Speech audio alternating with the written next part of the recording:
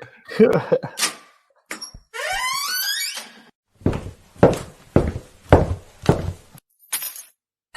Media.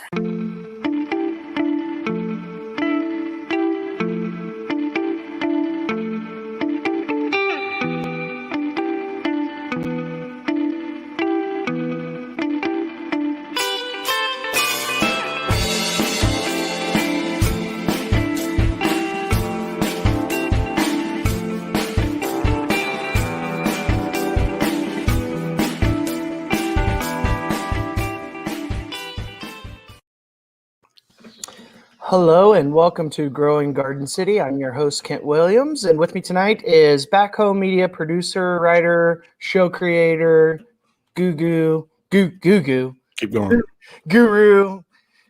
What else can I do to inflate your ego, Derek? I don't know. Also make a mean bologna salad.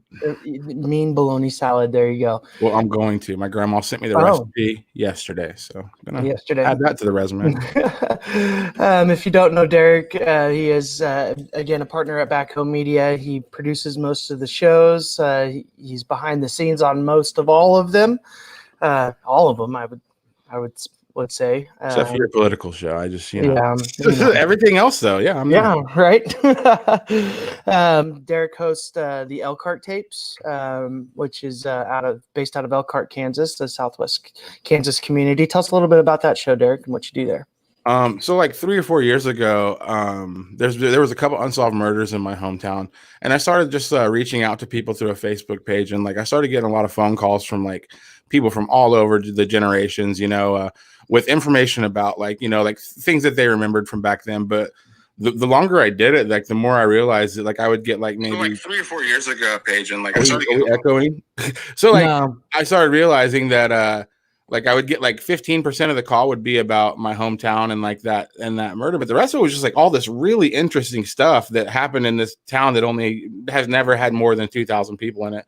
So I've just basically been going through interviewing people that were sort of went through something, or everybody sort of noticed them in the community, and we all had a lot of questions back then. But obviously, since my podcast would be considered very rude if it wasn't a podcast, because I asked some pretty invasive questions, but they know what they're getting into, and it's a really cool show, so I like it. Yeah, absolutely, and it's been pretty popular down around the community down there. You see quite a few people interacting on the Facebook page and so on. So if you haven't checked it out, check out the Elkhart Tapes. If you know anything about Elkhart, Kansas, there are some really interesting stories. There was a judge here not too long ago that really just talked about some cases and some other things that was really neat and made me uncomfortable. So again, we are a part of the Backcomb Media conglomerate. You can find Backcomb Media on the web at backcombmedia.com. They host a wide variety of entertainment, live streams and podcasts, including Growing Garden City. Boy, I'm drawing a blank now. Parentless. Yeah. There's Kansas pretty much Unsolved, Easy Out podcast, which talks about MLB baseball, In the Free Zone, which talks about high school sports, local in the area, Southwest Kansas, Western Kansas, and they do talk a little bit about Eastern Kansas as well and what's going on out Texas there. Panhandle too, because Elkhart's basically there's like, if you drive like 5 minutes from my parents' house, I may live in Arizona now, but their old house, there's like this windmill. And there's a little plaque, and like it's Oklahoma, Kansas, Colorado, and New Mexico. It's like you can walk around this little plaque, and you go to all 4 states. Mm-hmm. So Norm living in Elkhart, and pretty much coaching there and around there his whole life. The Texas Panhandle and a little bit of Oklahoma too, but the Texas Panhandle sort of sweeps into the show a little bit too because of just geography. But I think Norm's the kind of guy that would talk about any high school athletics as long as he had information fed to him. The guy can talk for 2 hours about this stuff. So, and he's an English teacher, something like that too. So his show's really well done. He's articulate. It's a lot of fun. To hear about the other area schools. In Garden City, we hear about the Buffaloes. Who did have their season opener here Friday night and lost against Manhattan in a nail biter of a game. Mm-hmm. So it is to have that variety, to hear more about what's going on in our area. here. So if you're interested in high school sports, definitely check out In the Free Zone with Norm. We have another show called Parentless, which is one of my favorites. Talks about, growing up without a parent or losing a parent. And, it's something that people just don't openly talk about a lot, and those emotions. So it's nice to hear other people's stories, and, you can kind of relate to those. So check it out at backcombmedia.com on the website. Again, you can find them on YouTube, Facebook, Twitter, Periscope, Twitch, everywhere. And as far as Growing Garden City goes and some of the other shows, we are moving off of Facebook a little bit. You'll be able to see us for just a little bit, and then catch our live streams over on the complete live streams on Twitch. They just treat artists a little bit better over there, music artists, people like us. They're starting to remove content and things. So Facebook, we'll hang out for a little bit, and we'll be moving to Twitch. So definitely find Backcomb Media on Twitch. Growing Garden City will have its own Twitch channel here pretty soon. But for now, look for Backcomb Media and follow them there. Pretty exciting stuff. That Twitch crowd. Yes, sir, man. That's where the hit people hang out. All right. So tonight's show, we've got Nhan Tran, on the show tonight. He is a former Garden City High School graduate, grew up in the community here, went on to K-State and studied to be a director there for a little while, and now has the Butcher's Block in Kansas City, which is a stage. He does playwrights. He does plays. He writes plays. Doesn't do playwrights. He is a playwright. So we look forward to getting to talk to him a little bit later on tonight. We will move on and talk a little bit about what is going on in Garden City and the community. I'm just sharing through a little bit so we can get some more people onto the stream with us here. If you have not yet, please like the page, like the stream, share the stream, let people know we are here and live and ready to go tonight. Just a second here. And these Dallas Cowboys, man. It's good football today while you're looking for that, by the way. Yeah. A lot of quarterbacks running today. I don't know if you noticed that trend today. I don't know if you saw Kyler Murray for the old Arizona Cardinals putting up 99 rushing yards today. Let me ask you this, though. These events that are happening in Garden City, I know that you drive by them at least and stuff, and you stop by a lot of them. Mm-hmm. Do you see, with COVID, do you see a lot fewer people go? Because Garden City's known for, when something happens, most people stop by. If they shut down Main Street and bring a bunch of vendors out, you're going, even if you don't want to go, either your husband's going to drag you, your wife's, somebody's going to drag you to that. And then you're going to have fun as soon as you get there and you're going to eat all the food.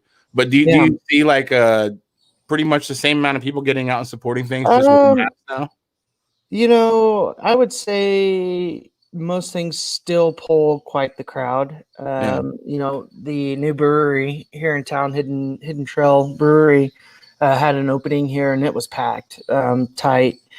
But people are doing pretty good wearing a mask and, still social distancing and doing things like that.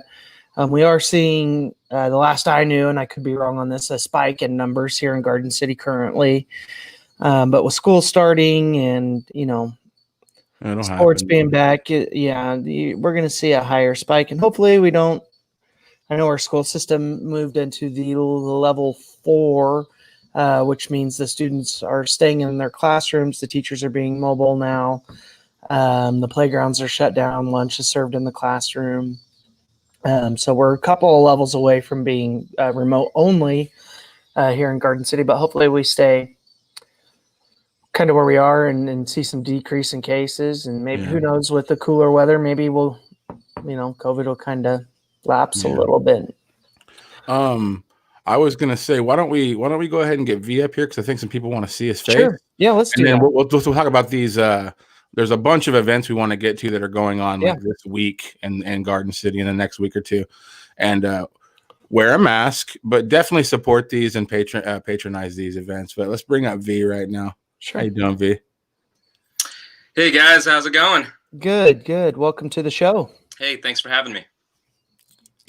Just Glad you. watching some football, man. Yeah. Talking some football. Talking some football. So, Visa Chiefs fan, since we're on the subject of football, and if you know me, you know I'm a super Chiefs fan as well. We had a outstanding opening to the NFL and Outstanding on Thursday night. I do have a confession to make. Yes. I am both a Chiefs and a Niners fan. Oh my gosh, how can you do that? So the last Super Bowl was my dream and my nightmare Super Bowl, but I'm glad the Chiefs won. The Niners already had 5. So well, let me ask you this: like yeah. on that morning, like because Kent pretends to be a Chicago Bears fan. He's not. He's an imposter. He only wears Chiefs gear. We won today. So you have 2 teams, but you had like so Kent doesn't know what it's like to wake up to a Chicago Bears Kansas City Chiefs Super Bowl on that morning. Which way were you leaning? Because I think that's your actual team. Right. I had to rep the Niners. They were my childhood team. Thank you. They were my childhood team. Like the whole reason I got in, became a football fan was, it's actually, this is a kind of a fun story and kind of origin story or whatever. I was being bullied on the playground. You're talking about, growing up in Garden City, being bullied on the playground for my race, and just minding my own business, playing with my GI Joes. And this other student stood up for me. And he was like, "Hey man, are you all right? Let's play some Joes, let's play some GI Joes." And come to find out, he lived across the street from me, and so he had seen me in the neighborhood, and he was a huge Niners fan because that was the era of Montana and Rice. I didn't really know much about football at that time, but he's like, "Here's a Joe Montana football card. It's your first football card. You're a Niners fan now." And that's how that's how it happens. We inherit our fandoms from our parents or older siblings or friends or whatever. And so, the 80s and early 90s were a good time to be a Niners fan. And then it was pretty desolate there for a while. But as I inched a little bit, further east to K-State and then to Kansas City, it was easy to have an AFC favorite team too, and of course that'd be the Chiefs. So let me ask you: I'm somebody who I'm the integrity police. I hired myself years ago. I'm doing a great job. But what do you see? Like, because I know a guy that last year, up until the Super Bowl, had never posted anything about the Chiefs ever. And he's a cool guy. And then as soon as he saw that, and I don't even think it was before the game. I think what did it for him was when they won the Super Bowl and they had that parade. Right. And he just saw they had Kelsey and Mahomes up there. And he just saw the sheer star power those guys had. And now he's the biggest Chiefs fan in the world. Do you find that, in a time where in 2020, good luck having a good, everybody's upset. Is it nice to have people that didn't even care about football 18 months ago that are everybody's oh, Chiefs, yeah. Is it a good thing for the city? Yeah, I would say so. I mean, it's good for the economy. It's good to have something to feel good about. I'm not gonna be a hater on bandwagon fans or anything like that. If you have a one-on-one conversation with them, you can kind of tease them a little bit about being what's the term, a late runner or I don't know. There's a specific fair weather fan. No, not a fair weather fan, but someone who swoops in at the, at the very end there, front runner. Yeah. So, there's enough to argue about and be mad at each other about it. I don't think it's worth anybody's time to give anybody a bad time about being a front running fan. I think in this society, in this climate, it's you take what you get. You're just cool, and it's really cool. Whenever you have it's kind of when you were talking earlier about your neighbor. A lot of people say they don't believe in guardian angels, or that sounds like a guardian angel. I mean, some kids hey, they're picking on you. Hey, I live across the street. We're going to get into football. I'm going to teach you a lot of stuff. Right. So I think it's awesome. Yeah. I forgot where I was going with that, but it's all good. It's all good. Well, and that's the funny thing about kind of where we're at as a society. That kid, who knows, man? I mean, he and I might not see eye to eye these days. We might not have the same political views or social views or whatever, but for that moment in time, we saw each other as human beings, and that's that's kind of the difficult thing right now is nobody's a human being anymore. You know, everybody's dehumanized. Everybody's a party affiliation. It's disappointing. It breaks my heart. You know, you see that, and I think that's 100% accurate. But I feel like if you were back home visiting Garden City, and let's say that guy is on the opposite side of you, and you guys were hanging out at a party and you were being cordial, I think if some danger approached, I think immediately you guys would go back to that, 8-year-old friendship and have each other's backs. You would talk about politics afterwards and be like, I still think you're wrong. But I think at the end of the day, we forget how much we September 11th was just a few days ago. I've been seeing a lot of memes about this, I really do crave that September 12th energy, where it didn't matter what you looked like, who you liked, what you believed in. It was like, we're all going to hug each other and we were all going to get through this because, we all took a hit today, and I feel like that's, that September 12th, power, that was a great time in American culture for everybody to feel unified and stuff. And I think we need to remember that even though we vastly disagree on so many things, at the end of the day, we're all at least on the same team as being humans. You know what I'm saying? Like we're all, the same. So anyway. Right. So tell us, go ahead. Yeah, no, you're right. And Kent and I have talked a little bit about Garden City and what's so unique about that town, because it is such a diverse town, and I write about it in my show, The Butcher's Son, because both my parents worked at IBP, right? So I'm a butcher's son, like many others in Garden City, and I write about the fact that all the neighboring rural towns in that area, the last couple of decades, they're slowly atrophying. They're dying off. They're dwindling. And cities like Garden City made a choice, right? They made a choice when IBP was like, we're gonna come to Holcomb, Kansas, and so Garden City is like, okay, you know what? We're making a choice. We're gonna embrace this. This is who we are now. Right? Rather than fighting against it. And we've seen the city continue to grow and continue to thrive as we learned each other. Yeah, there was bad stuff. There was racism, there still is probably racism there. But there was a social contract that was made by the city, rather than being like, get out, we don't want you, et cetera, et cetera. It was like, okay, we're going to learn together what this looks like and what this is and what this community is going to become, rather than dying on the hill of like this city is going to be pure and white and Kansan, whatever that means, and so. Well, I know exactly what you're talking about, because we talked a little bit earlier about my podcast, the Elkhart Tapes. Elkhart's a tiny little town. Most people, 99.9% of people don't care. They've never heard of it, never will. But one thing that we talk about often on my show with these guests that I have is that Elkhart had plenty of options. Like, they tried to bring a McDonald's in, they tried to bring a Subway in, anything they were trying to bring, because we have a stretch of highway that a lot of truckers went down. So like, let's bring some traffic into this town, get some revenue.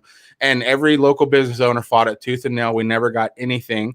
And you go to Elkhart now, and I love that town. I'm not going to disrespect it, but it's dying. It is dying a slow, painful death right now. Unless you work for a farmer who has been there who has old money, unless you're basically unless you're a recipient of old money or being paid by old money, like, good luck. Right. or in the dying natural gas industry that's in Southwest in Elkhart, Kansas. So I think that Garden City making a choice, because that is a big choice, because you bring in a plant. Look what happens with Garden City. It's a melting pot now. It's eclectic. Everybody's there. And what you spoke earlier about, because I remember when I was a kid, I grew up in Elkhart. I went to Holcomb to visit some family, and one of my uncles was like, if you go to Garden City, be careful. There's a lot of gang violence. And it scared me, because I'm from Elkhart, Kansas. I was like, oh, and I know that there was some problems with race relations back in the day in Garden City. Yeah. But what I see is, when I was living there, 3 years ago, if you go to a softball field, bring it back to sports, you go to a softball field on a summer night, all colors are playing against each other. The only reason they don't like each other is because they're on different teams. Has nothing to do with race at this point. These same people are coaching Little League together, and I think that's why Garden City is a great place to live, because I think with anytime you bring two different type of people together, you're going to have growing pains and all that. But if you look at Garden City, it's kind of proof that eventually it all works out. Like you become, like I said, you get that we're now Garden Cityans. It doesn't really come skin color half the time. It's more about, we're from Garden City. We're going to protect Garden City. We want Garden City to grow. Right. But I think there's an important aspect to that, and that's the choice, right? Garden City had agency. It made a choice, Yes. right? It wasn't just we're going to tolerate you. We're going to embrace this, figure this out, synthesize this, right? I think that's the big difference. That's the big difference that has made Garden City continue to thrive, right? Even with warts and all, and the problems that come with any city, right?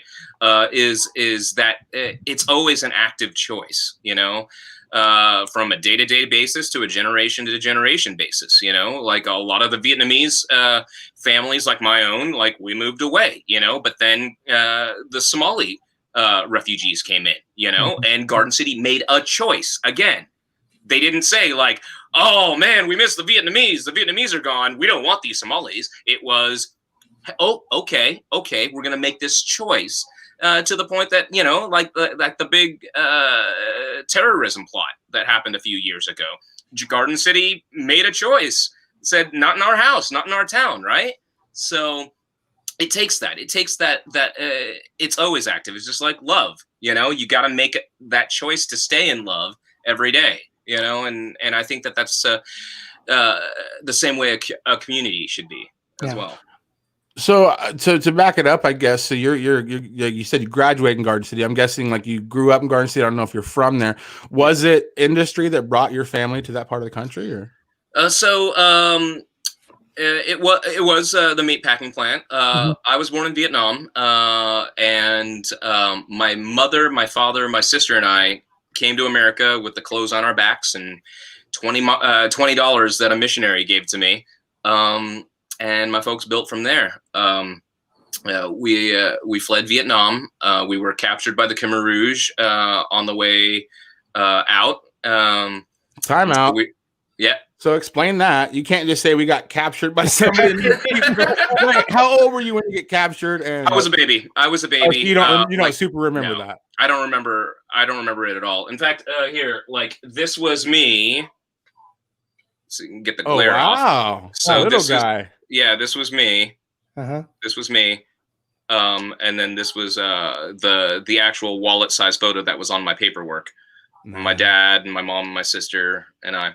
So, and yeah, we used these photos for the show poster of the show that I wrote about it. Awesome. But that's us in the refugee camp. So a lot of you history buffs will know about the Vietnamese boat people, you know, in the fall of Saigon and people fleeing the country by boats and drowning at sea. We were not boat people. We were land people. Our destination was my parents bribed a guide to basically get us out of Vietnam, escort us through Khmer Rouge controlled Cambodia to a neutral zone controlled by the World Red Cross at the Cambodian and Thailand border, right? And so we made it all the way through. We were 1 mile away from the World Red Cross camp. You know, we could see that flag out in the distance. And my mom was like, hey, let's celebrate. We made it. And so we stopped off at a village so that she could buy me and my sister some ice cream, you know, to treat us, to celebrate. And a villager said, oh yeah, I know where you can get some ice cream, and turned us right into the Khmer Rouge. Oh no. Yeah. God. That's horrible. Yeah, and so and that's in the show as well. We talk. How long does that last? It was thankfully it wasn't too long. The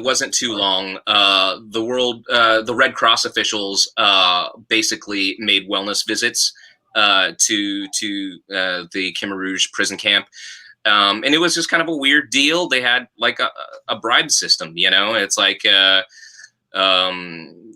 Khmer Rouge would hold hostages to trade for medical supplies and things like that, food and whatever. And so the Red Cross bribed us out, and then we were in that refugee camp, that Red Cross camp for a while.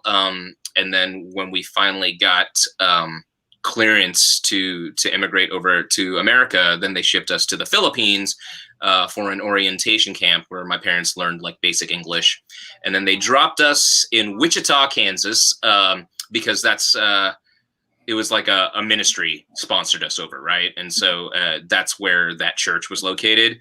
And we were in Wichita for maybe about 6 months or so. And it was just like my parents were did whatever they could to survive, detailing cars, cleaning houses, things like that. But it was just really, really hand to mouth. And then when my dad heard about IBP opening up, he went out there.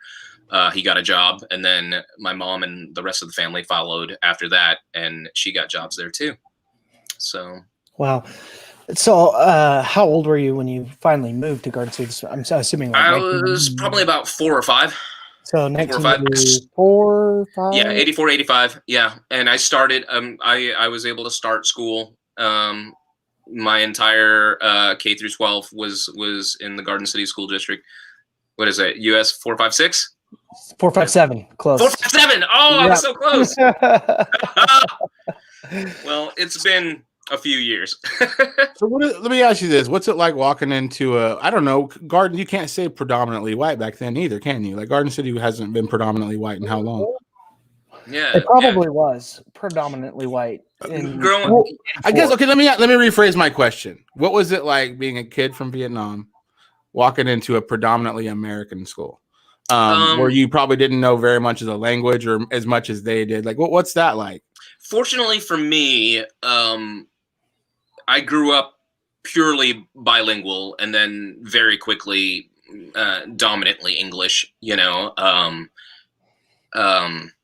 I mean, by the time I graduated high school, I could barely speak Vietnamese. There was a phrase where if you speak in broken English, Vietnamese people say like, oh man, your English is terrible. Your English smells like fish sauce, right? But they said that my Vietnamese smelled like ketchup. My Vietnamese was so bad that it smelled like ketchup. Oh, no.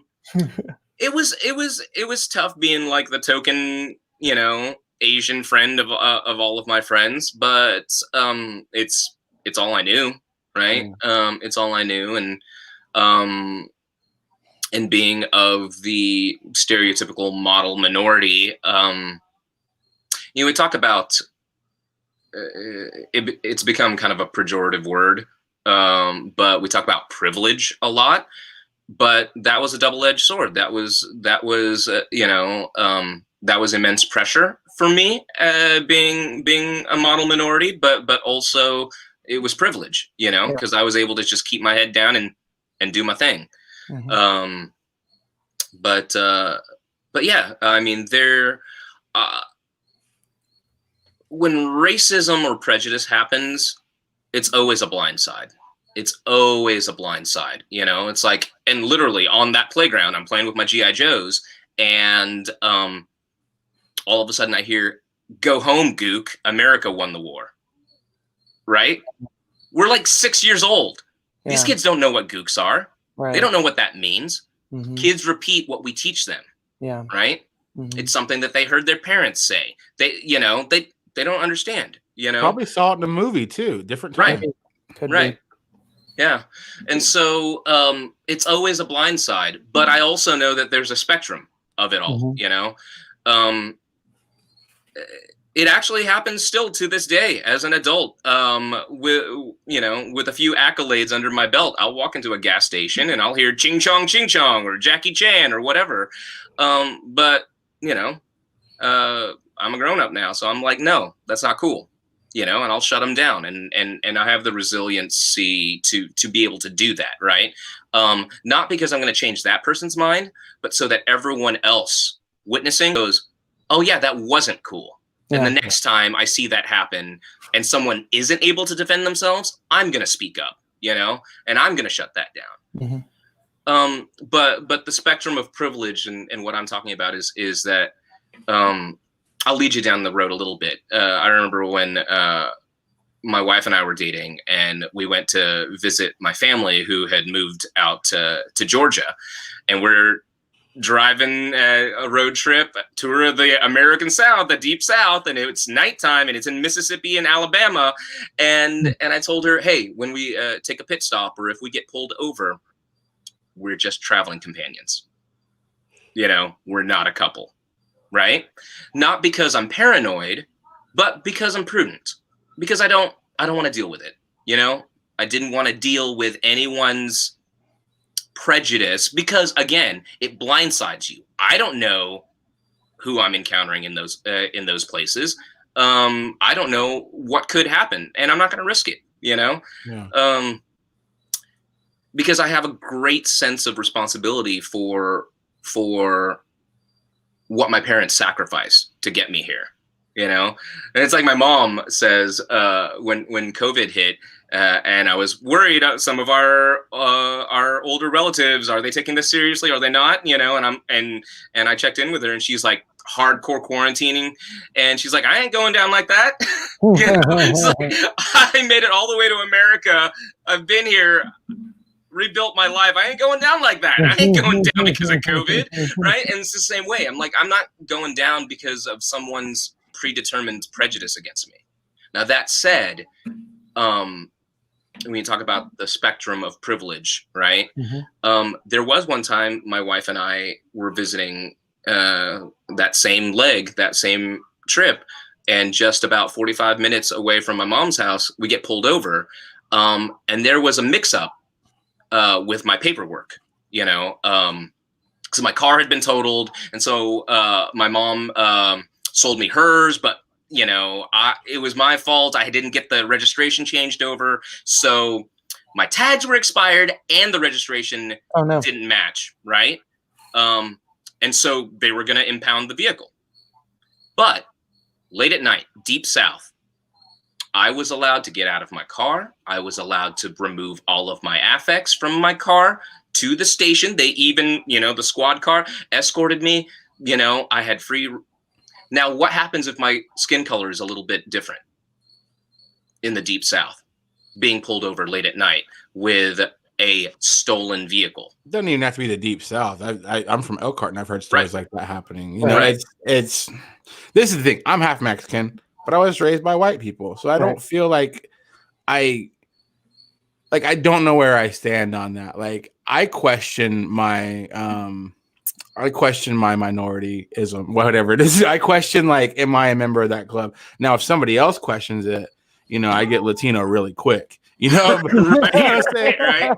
You know what I'm saying? But like, I you know, it's even me, somebody who is half Mexican and growing up in Kansas, where I've been called, and that's the thing. I don't super look Mexican, but they knew it. My last name was Trevino. You know, like, they knew I was a Mexican. It happened to me, but even then, like, I find myself as a 37-year-old man, like, completely jaded by it. Like, it takes me a while to sometimes realize that, like, because, like, I sort of live in this bubble because I don't see racism because I'm lucky, I've privileged, you know, like, nobody says anything to me. So I haven't seen it for 10 years, so I start forgetting about it, you know, and then you hear these stories and you're just like, wow, you know, that's crazy. Let me ask you this. What was your father's reception going into, because I'm guessing he had never been a butcher before his first day out at IBP. What was his idea of Garden City by itself, going into a job that's like that? You know, I've been to the kill floor once, you know, you remember it when you work there, you know, it's being a butcher is it's a very American, you know, it's not American, it's a very, like, job that's old, you know, but, like, you have to have a strong stomach for it. You know what I'm saying? Yeah. So, like, what was your dad's reception like going there, seeing all these people for the first time and all that stuff? Yeah. Well, it was tough. And that's the hidden stories, right? And that's why I wrote my show, is to tell their story, because, you know, my dad was born into privilege. My dad, my grandfather was a prominent architect in Southeast Asia, you know, building resorts and things, you know. So my dad was born with a silver spoon in his mouth, and my mom was an orphan, you know. So it was like an old Rodgers and Hammerstein meet cute musical, right? It was like rich boy, poor girl, meet cute, fall in love, except that they fell in love in the middle of a war, you know. And they lost everything. The corrupt government officials seized all of my dad's properties, my grandfather's property, and they had to flee, and they had to start over. And so the fact that, and of course I didn't know this when I was 6 or 7, or 8. But the fact that he started over, and he was on the kill floor, and he was being cussed out, and he was being, called racist names and things like that. For a man who had grown up with that much wealth to swallow his pride and just being like, well, it's funny. I'll put it this way. This is the best way to articulate what he felt and why he was able to get through it. Before we, and this is also in the show, but before we came to America, in the camps, there was a general who was planning with some of the soldiers to go back into Vietnam, like a last hurrah, let's fight, let's win back our country. And my dad wanted to go with him, and the general said no. He said, your wife, your 2 kids, that's your battle now.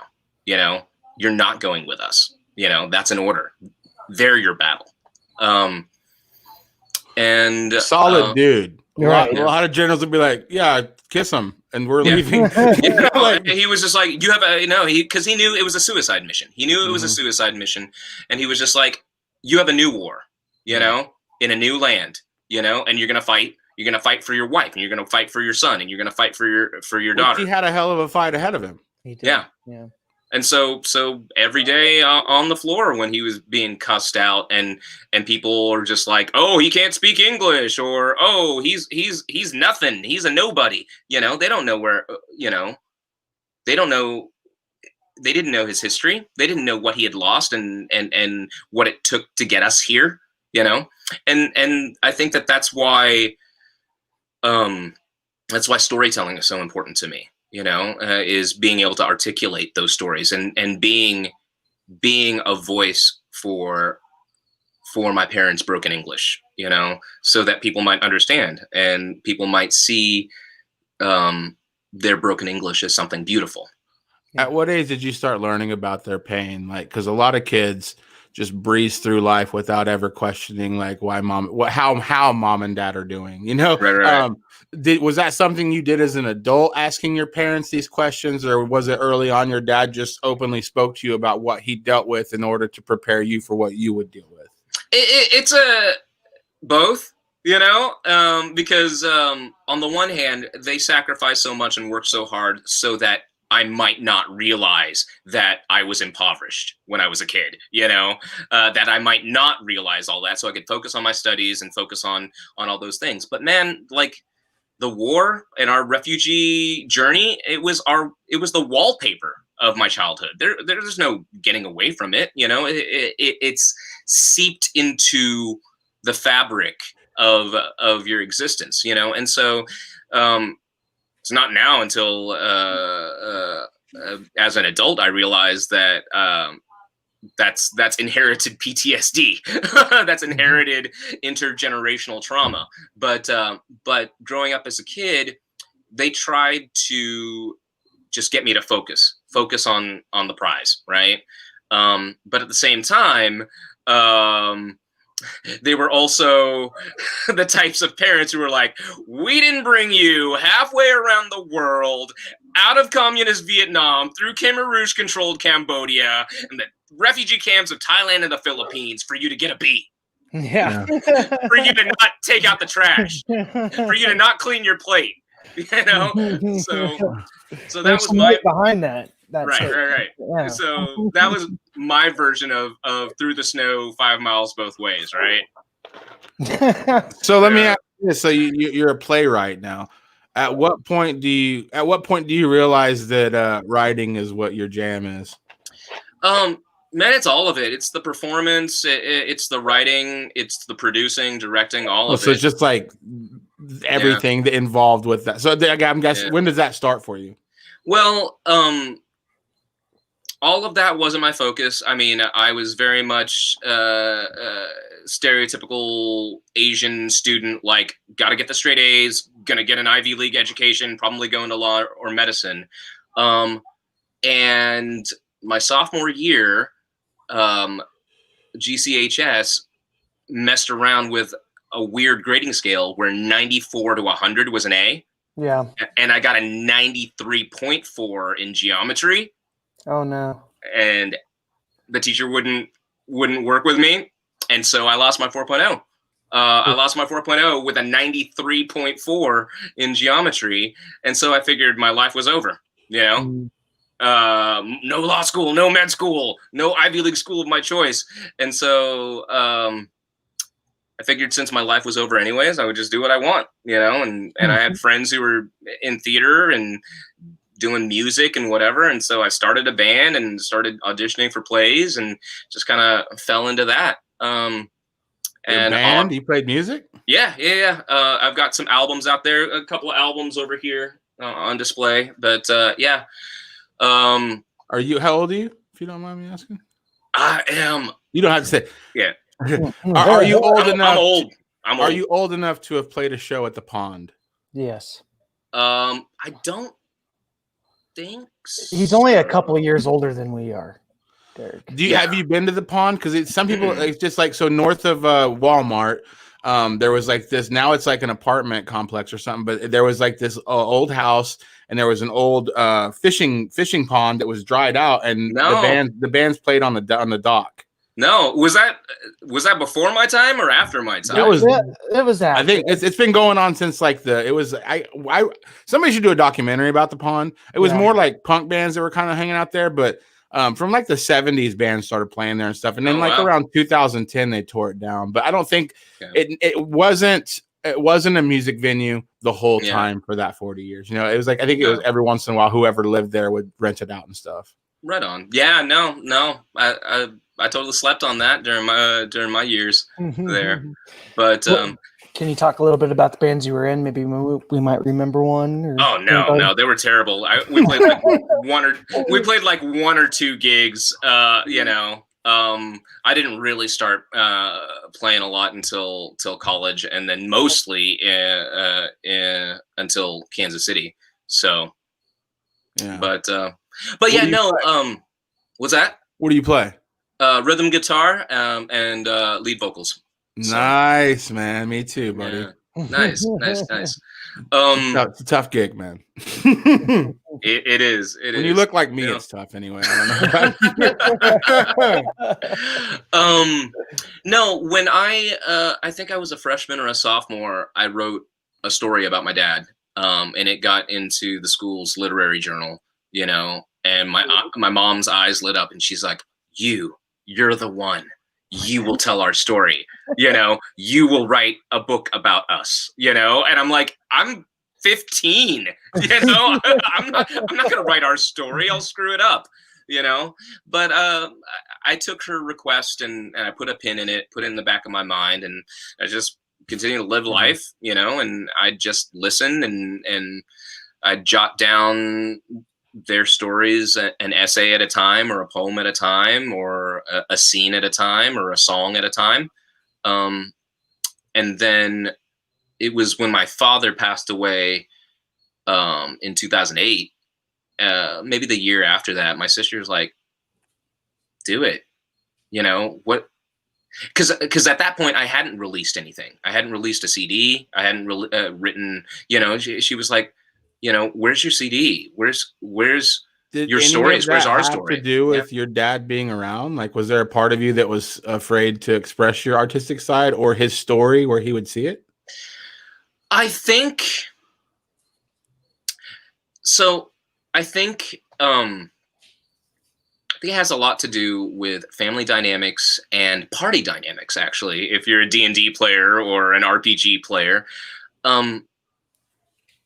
I think in a lot of ways, in the grand tapestry of human existence, you step up when your mentors or your leaders or your parents pass on, right? It's the hero's journey, right?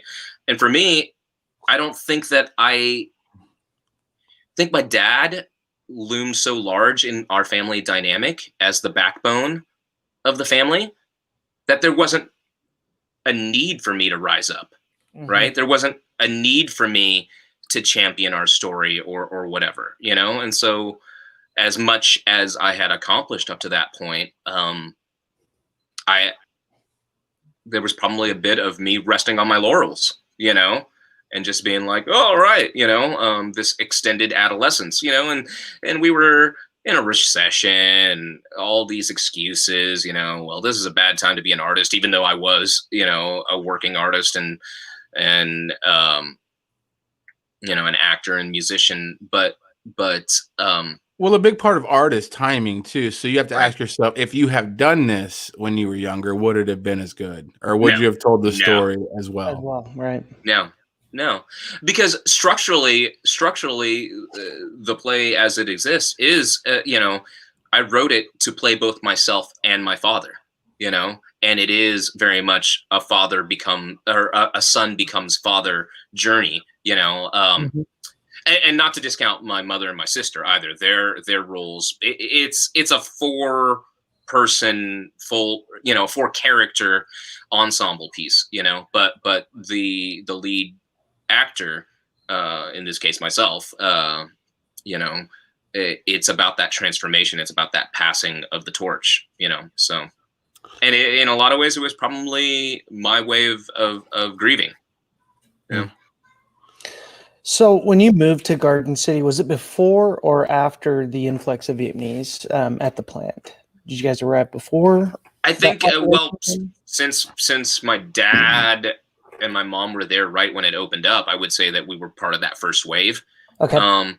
And then by the early 90s, my dad actually left IBP to become a full-time minister. And he was the pastor of the First Southern Baptist Vietnamese missions in Garden City, Liberal, and Dodge City. So he had three missions that he was in charge of, and he actually used his missions to sponsor over more Vietnamese families. And so there were dozens and dozens of families that my dad had a hand in helping sponsor over to the States. And so, how much of the Vietnamese culture remained in your household and around you as you grew up here in Garden City? Oh, it was definitely present, ever present. But my parents, it's funny, and we're seeing this now in hindsight, Vietnamese culture specifically, about like, oh my God, we're going to lose our kids to being, you know, whitewashed or Americanized or whatever. Because when we first came over, they were like, assimilate. You're American now. You know, and they would speak to me in English, you know, or they would speak to me both in Vietnamese and English, but I would reply only in English, you know. And then, you know, decades go by and they're like, oh my God, our children are losing the culture. But they were in an impossible situation, and they were just doing the best that they could, you know. But fortunately for me, I had kind of a self-awareness about that too. Like I said earlier, by the time I graduated high school, I could barely speak Vietnamese, and it bugged me. And so when I went off to college, every time I called home, I would try as much as possible only to speak in Vietnamese, even if I sounded like, you know, an idiot 4-year-old, you know. Yeah. And over time, my Vietnamese improved, you know. So now I can speak it pretty well. I can't read and write. I can pick out some words, but I'm not fully fluent, not literate. But I can speak it pretty well now. Mm-hmm. So you leave Garden City, you graduate, you go to Manhattan. What was that transition like for you? Manhattan and then later on Kansas City, they were both pretty comfy because they just felt like bigger Garden City, you know. Yeah. Manhattan felt like bigger Garden City, a little less diverse, but bigger Garden City as far as like the flow of life and the general, you know, vibe.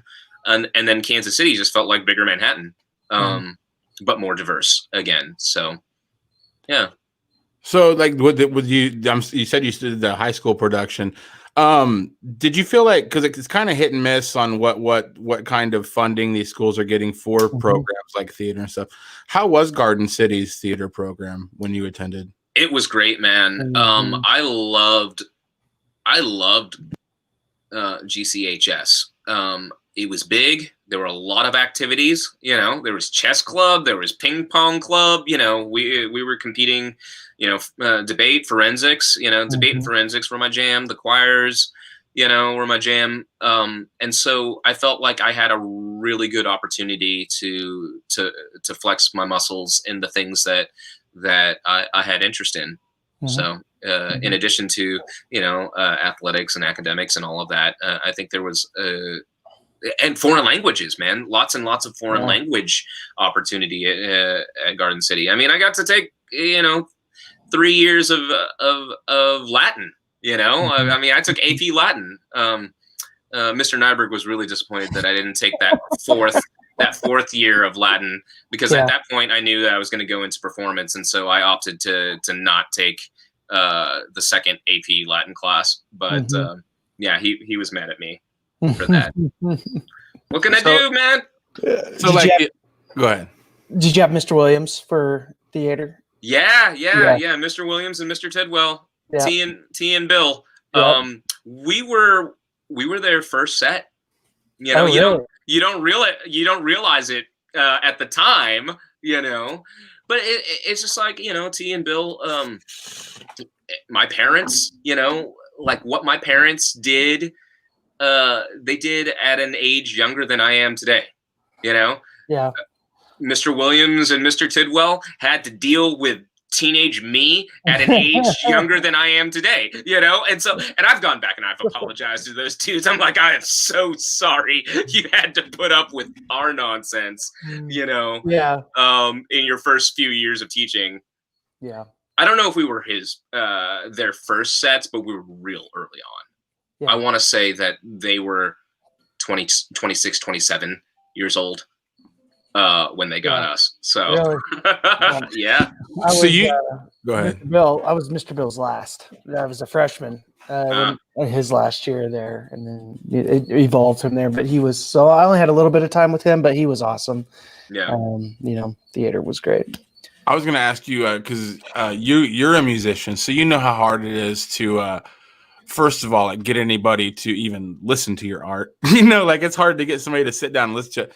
And it's really hard to like make a living playing music and stuff. Is that same dynamic exists in theater and stuff? Like, just because you can write a play and put together a production, that's just a fourth of the battle. Everything else is who you know and exposure and getting lucky, basically. Yeah. Yeah. Well, luck is when preparation and opportunity meet. I firmly believe that. I've seen so many people who were my peers, you know, drop off or find other things in life, you know, and that's great. It's kind of like the monk. It's kind of like the priesthood or being a monk. Like, if there's anything else that gives you joy in life, go do that.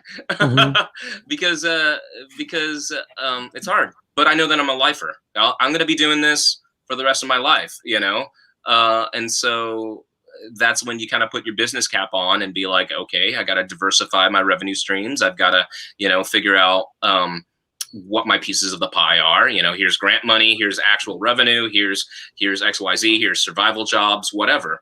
And I think that there's your occupation, and then there's your avocation, right?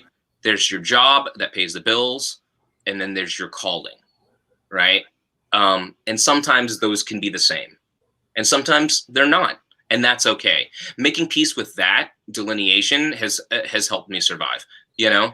Because I want to say, what was it? I think Anton Chekhov was both a playwright and a physician his entire life, and he was equally proud of both.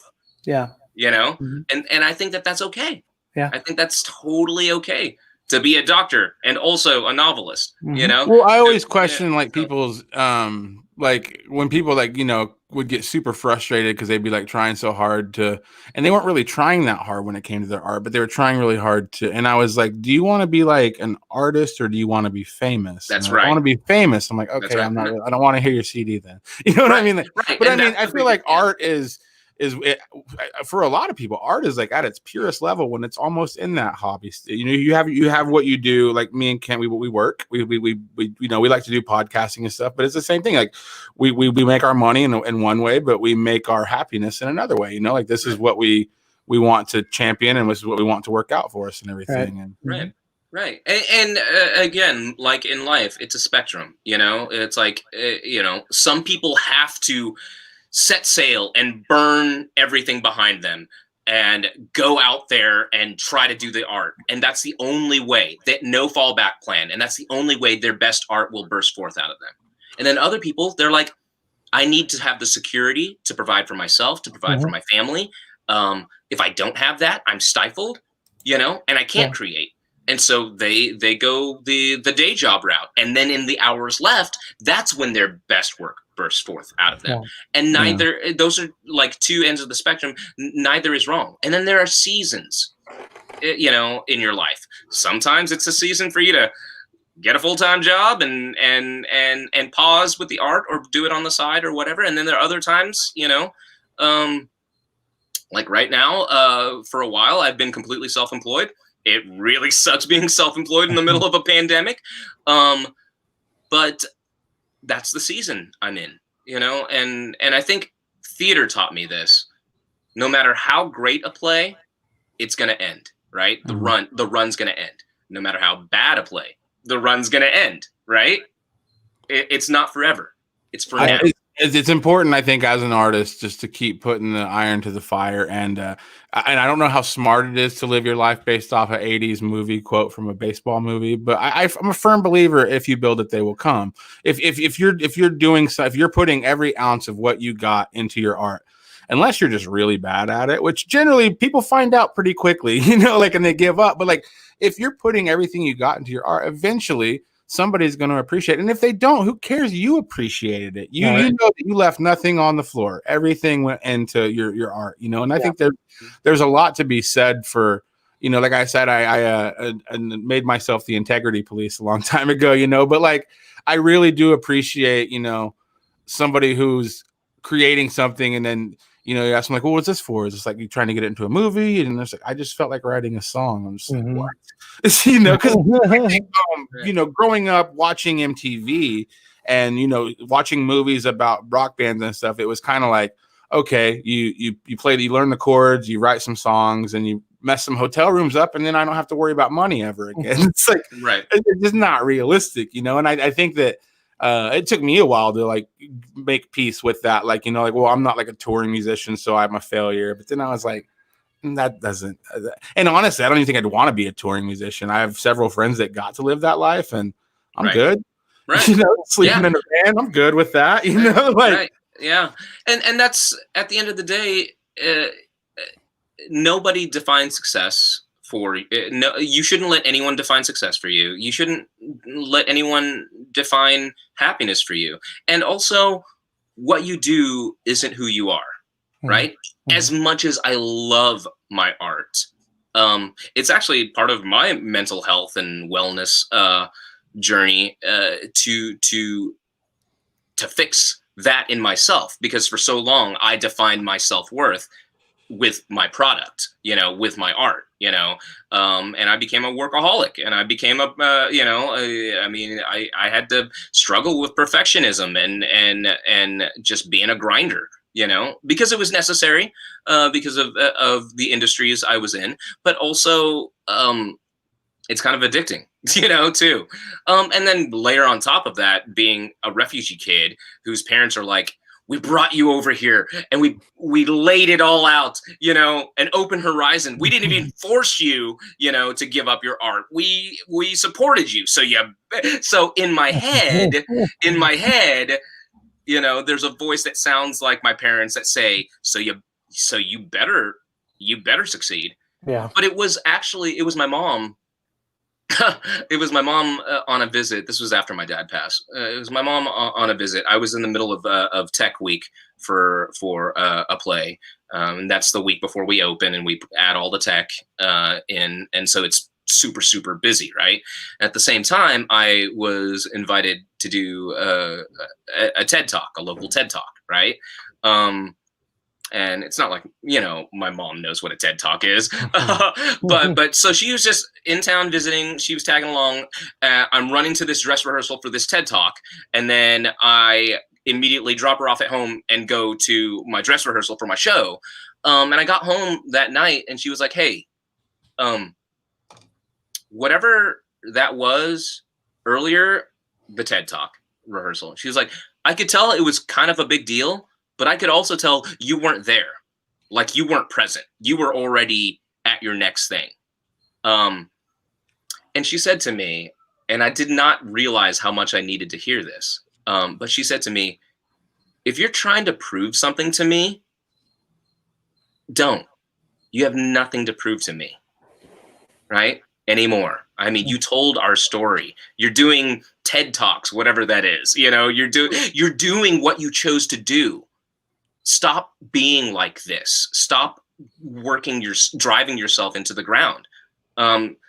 Because if you're going to be this miserable doing what you love to do, I would have preferred you go to med school, and at least you'll be rich and miserable instead of poor and miserable, right? Yeah, and so it was this, hashtag Mama Tran wisdom, She was just like, don't stop doing that to yourself, because I think it's great. I mean, because there's two sides of it. Part of you, like, if I would have saw your parents getting mad at you for getting a B, I'd have been like, oh, that's a little crazy, but like, because if I would have got a B, my dad would have been like, oh my God, he would have had a heart attack, because he would have been like, you got a B. Oh my God, he's going to med school, honey. He did it. I mean, but really, then you look at, like, it took me till I'm 35 years old, like, to kind of grow up, and kind of realize that the only thing I'm going to get out of this life is what I put into it. What I sow, and I might get a harvest. I might get my crops hailed on every year, but as long as I'm planting those seeds, that's the important part and everything. We are running out of time, but I want to ask you, where do people find any information about the play you wrote? Is there any, like, is it still in production, or are there any, like, can they watch it online, or what is that? No, right now, not right now, since the entire industry shut down. I'm not shopping it or anything, or developing it or anything. So basically, I've done it twice in Kansas City. I toured it throughout Kansas. I even brought it back to Garden City. We performed it at JCCC. And then I took it to the Chicago Musical Theater Festival, where it was nominated for 8 awards. And we won Best Leading Performer for my performance of myself and my father. And then we also won Most Promising Musical. And so we were right on the cusp of getting a lot of interest. And then, these things take time. These things take time, because it really is, new works are expensive, and it's expensive to self-produce them. And that show's journey will be best served by having a bigger theater company option it, put it in their season, pay for it to be produced with the resources it deserves.